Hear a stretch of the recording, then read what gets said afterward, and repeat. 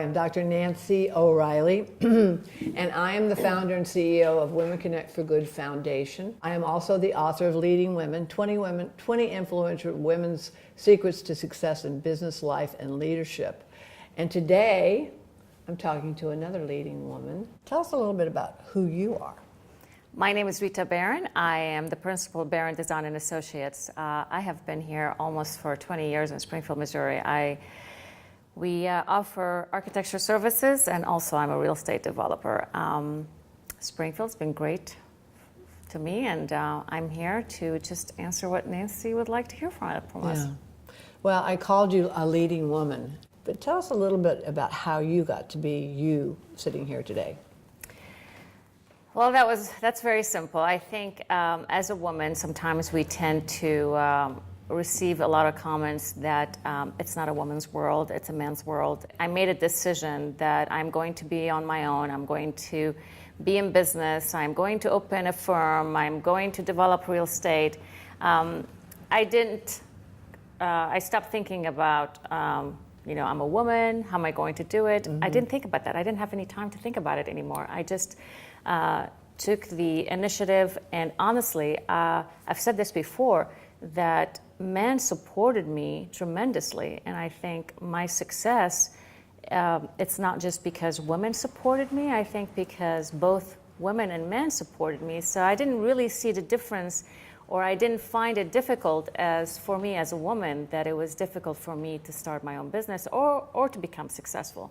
So I think what I would tell other women that don't think about that. Just put that aside and just think really what makes sense and what's the priority here, instead of focusing on the negative or what people think about you. It's all what you want to do, and take it and run with it. Mm-hmm. Figure out who you are. Figure out what you want, and then go after it. And It sounds like that's what you have done. I had strong grandmothers. Mm-hmm. I had a strong mother. Excuse me. And I see their faces, and I see the people that helped me along the way to be who I am. Is there anyone that you... Oh, absolutely. I told you, I'm the same way. I am the youngest of 8 children. So my mother, she was a very strong woman. And of course, having 8 children, it was not easy to raise all of them.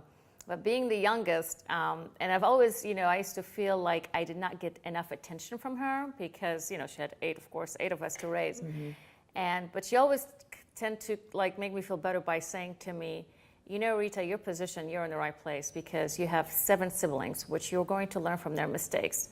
Watch what they're doing, and now if you repeat their mistakes, then you're the idiot. And if you don't, and if you learn, you're going to get somewhere in life. And I kept, at that time, of course, I didn't focus on that. I'm like, whatever, that's fine. You're just telling me this because you don't want to pay that much attention to me.